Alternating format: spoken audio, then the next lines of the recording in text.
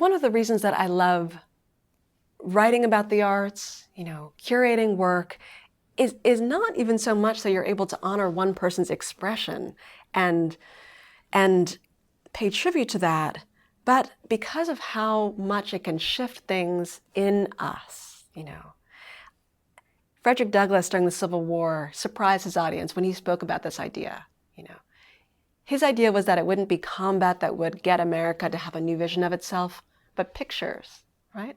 Pictures, he said, and the thought pictures that they create in the mind are the way that we can kind of slip in the back door of our rational thought and see the world differently.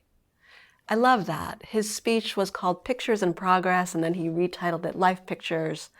And as I came across the speech, I thought, this is why I do what I do, How many movements have begun in the world when one person's work, one song, one impactful aesthetic experience shifted things entirely for a leader, for a group of people, The environmental movement really catalyzed and began when we saw that Earthrise image, taken from the Apollo 8. And we saw that our world was in an environment that we needed to honor.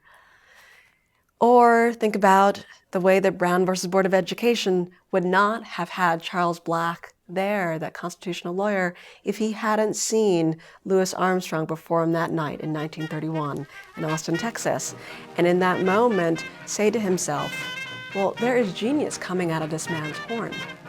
And if there's genius in this Black man, then segregation must be wrong.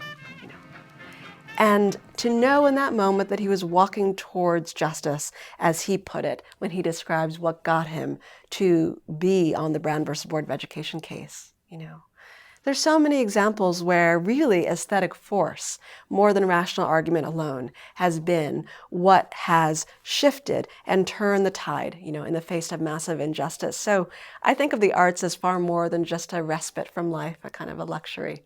I see it as a galvanic force, really, that undergirds some of our most impactful changes and movements in this country and in this world.